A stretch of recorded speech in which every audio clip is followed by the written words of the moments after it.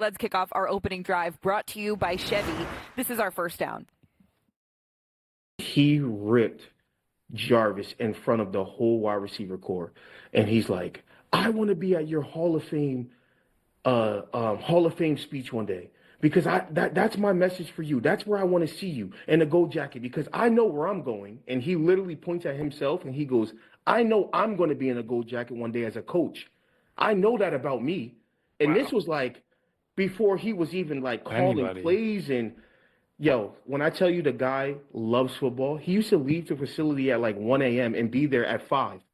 Like, he's on a football adrenaline rush. He loves football. I'm going to give you guys a sleeper. I like the Bears to win the Super Bowl next year. I'm just saying.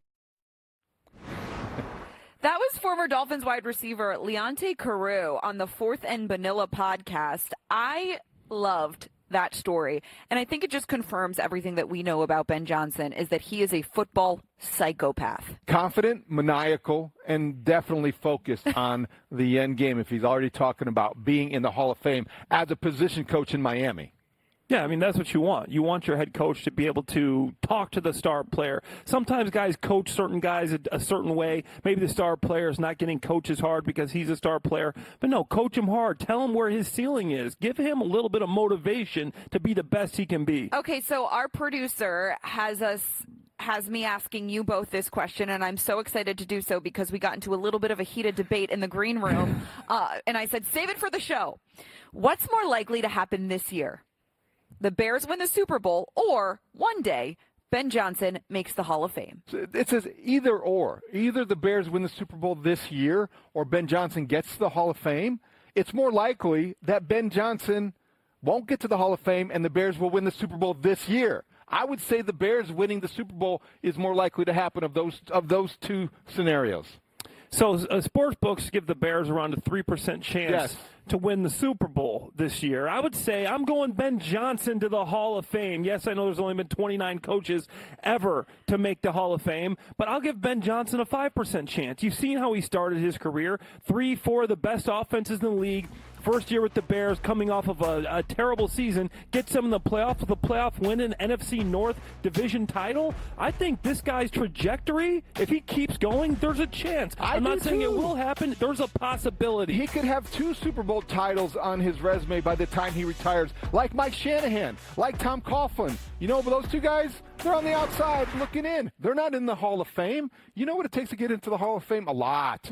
A lot has to go your way. I'm not disparaging Ben Johnson in the least. I think it's great to dream big. I love the fact that he's saying that when he's an assistant. I love the fact that he had a great first season that makes this a possible, plausible conversation. He just had a birthday. How old is he? Happy birthday, Ben. 40? But I don't know that he's headed to the Hall of Fame because it's more likely that he's not, based on history and how hard it is to get there. Listen, the Hall of Fame conversation took a different turn this year when Bill Belichick, who won 7 Super Bowls, wasn't a first ballot Hall of Famer. We know he'll get in eventually. But it's a fascinating conversation. It's kind of wild and silly to talk about because both things are very unlikely, but also, why not? But how wild and unlikely is it to consider the Bears as Super Bowl contenders right now? I don't think it's that unlikely. I think, obviously, the NFC North, they're the 3rd-rated team, if you look at the sports book, to win the NFC North. And you're saying win the Super Bowl. So right now, people are betting them number 3 in the division to win the Super Bowl. That's going to take a big leap. Love the NFL. To win the division and to get to the Super Bowl, you need a good quarterback, and there are going to be a bunch of them in the NFC North. That's where we take this conversation to our second down, and we'll hear from Bart Scott on ESPN. Take a listen to this.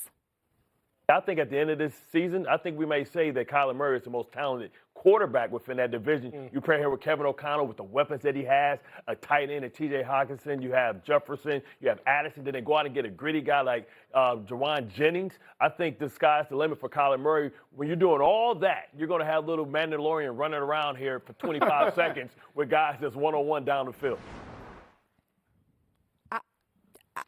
I mean, listen, he makes a point to question mark. Got to get your guys' reaction when you heard that. I understand where he's coming from. Okay. I think when you look at Kyler Murray, all things aside about the preparation and all the things that he struggled with in Arizona to do, his second year in the NFL was very comparable to Caleb Williams' second year in the NFL, if you look at the stats. And when you look at the tape, Clay, you have to respect his elusiveness. You have to respect his arm. I'm not saying that he has been a guy that you can trust because of a lot of different reasons, but he was on a bad team. I know what you from a player's perspective. Can't you see what he means when he says most talented? Not the best quarterback. That's very different. The execution, the preparation, all those things. But as far as talent, I understand where he's coming from. I understand where he's coming from, but he's got Caleb Williams in the division. If you want to say strictly talented, not best quarterback, then Caleb Williams is most talented. He's got the highest ceiling. He's faster. He could throw further. He could throw longer. He does everything that Kyler Murray can do better. But if you're talking about just the best quarterback in the league, who has the most passing yards in the entire NFL for the last 4 seasons? If Jared you take Goff. Jared Goff. Yeah. Who has the second best completion percentage in the last 4 years? Jordan Love. Jared Goff. And he also has the third best passer rating. Jared Goff right now, I'm sorry, is the best quarterback, but talent, if we're talking about ceiling, if Caleb can get more consistent with the singles and doubles, I'm taking Caleb before I'll say this Kyler. about Caleb Williams. I think he has the best combination of his ability and his quarterback play. He's able to execute the position and also has the talent. So I would take him over those guys too. I love people doubting Caleb Williams and not calling him the most athletic quarterback in the division. You know, Caleb Williams hears everything and sees everything. He does. And he's gonna want to prove a point. Is he going to the Hall of Fame? Get out of here. All right, let's go to our third down of this opening drive. As we talk about quarterbacks in the division, we'll talk about J.J. McCarthy. It's going to be a crucial year for him, as well as another quarterback in that class in Michael Penix Jr. The two members of the 2024 quarterback class have had a rocky, injury-plagued start to their NFL careers. Both of their teams bringing in established veterans to compete for the job. The Vikings signing former number 1 overall pick Kyler Murray, and the Falcons adding 𝗂𝗏 𝗃𝗏𝗄𝗏. I want to ask you both, which of these two quarterbacks do you think has the best chance at remaining the long-term starter for the team? Remember, Penix tore his ACL in November. He has returned to the practice field and is reportedly participating in Phase 2 on the field, which is really rough. I like both guys. I think they both have long, hard roads ahead just because of the struggles they've encountered early in their careers, injury and inconsistency. If I had to pick one over the other, it likely would be J.J. McCarthy, only because he still has the same coaching infrastructure in place, the same offense to execute, unlike Michael Penix Jr., who is now facing a different offense, having to grasp and also being replaced by 𝗂𝗏.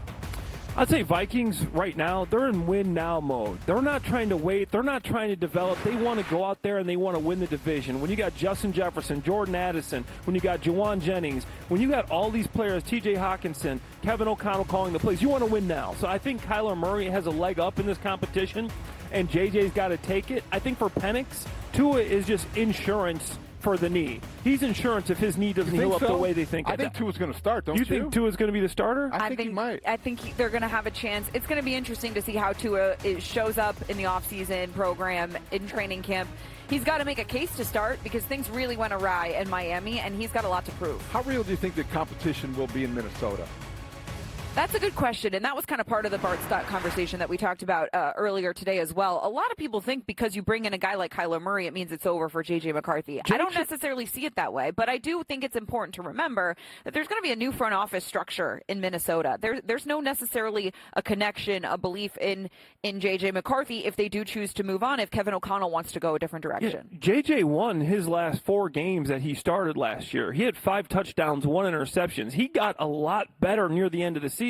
So I think there is a path for him to start, but Kevin O'Connell after that, to bring back Carson Wentz, to bring in Kyler Murray, he wants to win right now. He doesn't want to have that roster, that team, and to be sitting on the outside looking into the playoffs. Quickly, will the locker room have a voice in this? Yeah, veteran guys are going to want the veteran player to play. That's how it goes. That's how it goes. Let's go to our fourth down where Mayor Brandon Johnson has made his case for the Bears. He had another case for the Bears to stay in Chicago. Take a listen. I was elected to defend Chicago, and I still believe that the best place for the Bears to play is in the city of Chicago. I don't know why, we would incentivize the Bears to take jobs outside of the city of Chicago. I don't know why we would incentivize property tax reprieve that they would receive when they don't have to pay property taxes in Chicago, right? Because it's a publicly owned stadium. It would remain a publicly owned stadium. The best viable location for the Chicago Bears to play is the top tourist destination. We're building a soccer stadium. The 1901 project project on the west side of Chicago. We're building a brand new hospital for the first time in 100 years on the south side of Chicago. So all of this economic vibrancy is happening at a time in which our airport is the busiest in America. More tourists are coming here than any other time in the history of Chicago. The best place to do business is in the city of Chicago. Your reaction, David?